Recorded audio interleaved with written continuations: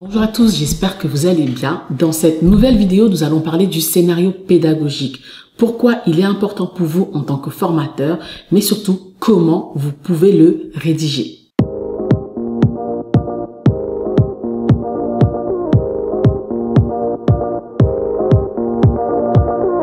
Nous allons traiter de ce sujet en deux parties.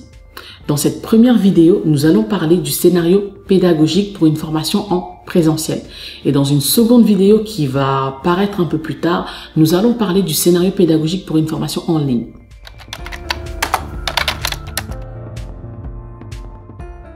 Un scénario pédagogique, c'est un document sur lequel vous allez formaliser par écrit le déroulement de votre formation.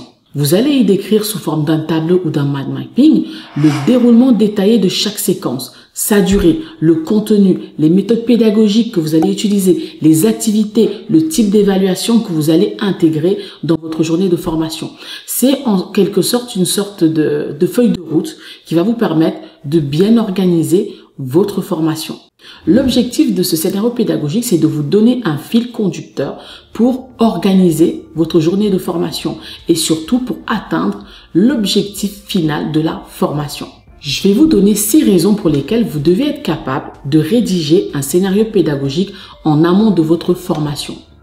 Premièrement, ça va garantir la qualité de votre prestation. Un conseil, le fait de tout prévoir en amont ne va pas supprimer les imprévus. Disons que ça va diminuer les imprévus. Il y aura toujours des imprévus lorsque vous animez une formation, surtout en présentiel, vous aurez toujours des imprévus.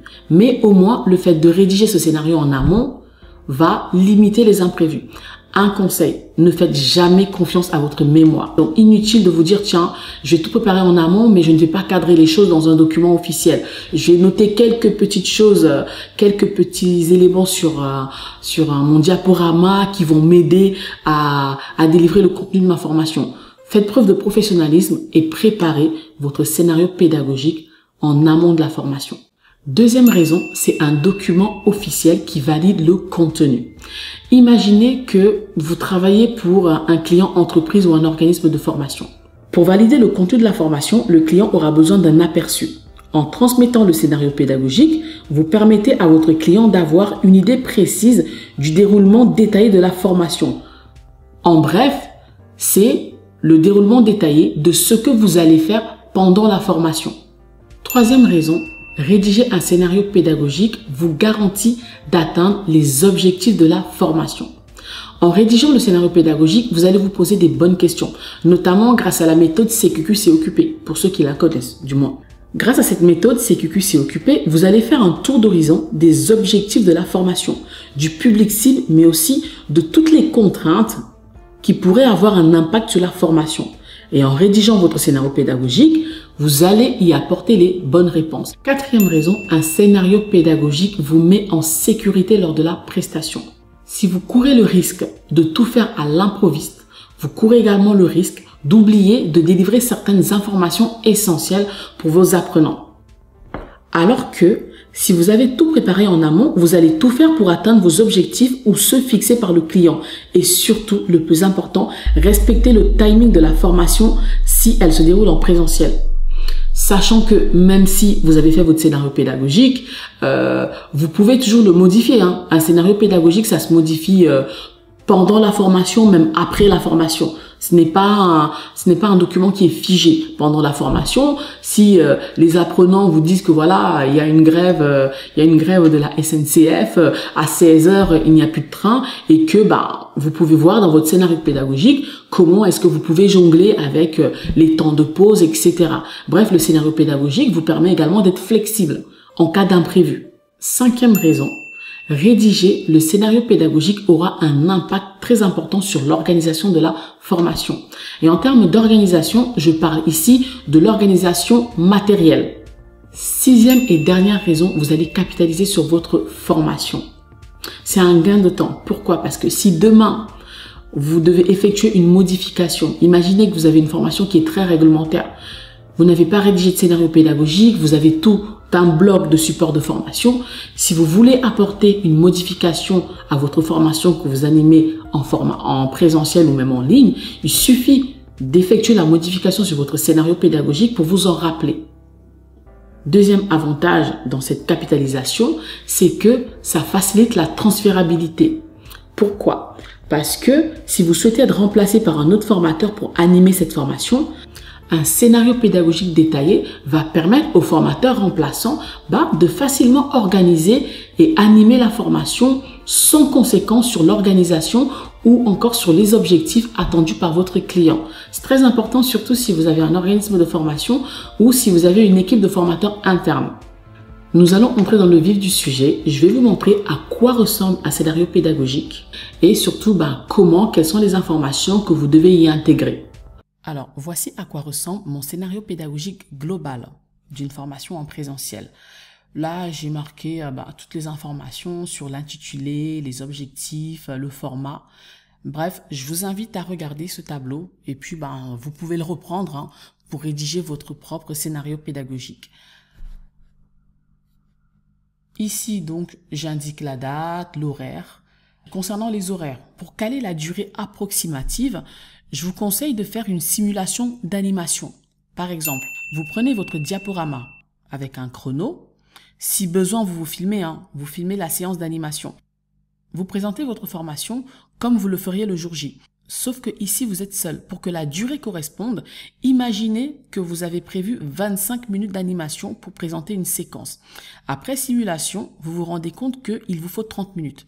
Étant donné qu'il ne s'agit pas d'une formation magistrale, préscolaire, vos stagiaires vont forcément poser des questions.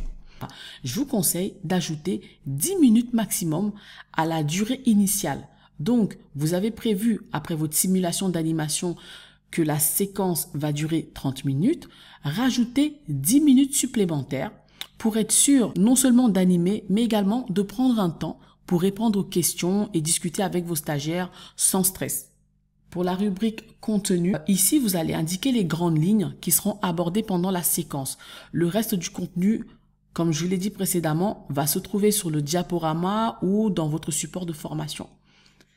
Vous avez également une rubrique pour le matériel nécessaire.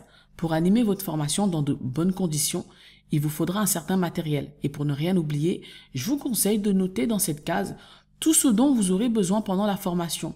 Et d'ailleurs, pour ne rien oublier, vous pouvez accompagner votre scénario d'une checklist du matériel nécessaire pour animer votre formation. Ça vous permettra de ne rien oublier. Parce que croyez-moi, si vous avez oublié un élément essentiel, un matériel essentiel pour votre formation, ça peut vous faire perdre quelques minutes. Et minutes cumulées en fin de journée, on peut perdre 30 minutes, voire 1 heure dans l'heure de formation prévue. Vous avez également une rubrique là, prévu pour les méthodes pédagogiques. Dans cette rubrique, vous allez rédiger toutes les stratégies, les moyens que vous allez mettre en place pour inciter vos stagiaires non seulement à être actifs pendant la formation, mais surtout à acquérir les savoirs et les savoir-faire nécessaires pour leur progression. Par exemple, pour atteindre l'objectif opérationnel de la formation, quelles activités vous allez mettre en place pour que l'apprenant acquiert les compétences attendues. Vous pouvez par exemple effectuer un travail de groupe, des jeux de rôle ou regarder une vidéo qui sera suivie d'un questionnement, un tour de table. Bref, à vous de voir quelles méthodes, quels outils, quelles techniques vous allez utiliser pour faire participer vos stagiaires, pour qu'ils progressent et surtout pour que vous passiez à la séquence suivante en sachant très bien qu'ils ont acquis les compétences nécessaires. Vous avez ici la méthode d'évaluation. Ici, vous allez indiquer les modalités et les supports que vous allez utiliser pour mesurer la qualité et l'efficacité de votre formation. Surtout, n'oubliez pas d'effectuer des évaluations entre les séquences et en fin de formation. Ces 3 parties, donc intervenants, commentaires et plan B, me sont personnelles. Donc franchement, vous les mettez si vous souhaitez. Ce n'est vraiment pas obligatoire. Pour les intervenants, cette rubrique-là, c'est si vous animez ou co-animez votre formation avec d'autres formateurs. C'est toujours important de savoir que à 10 heures pour la séquence B, c'est Jean-Robert qui va l'animer et il va indiquer telle information aux stagiaires. Pour la partie commentaires, alors là, vous allez noter toutes vos observations, ok, les difficultés que vous avez rencontrées et éventuellement les améliorations à apporter.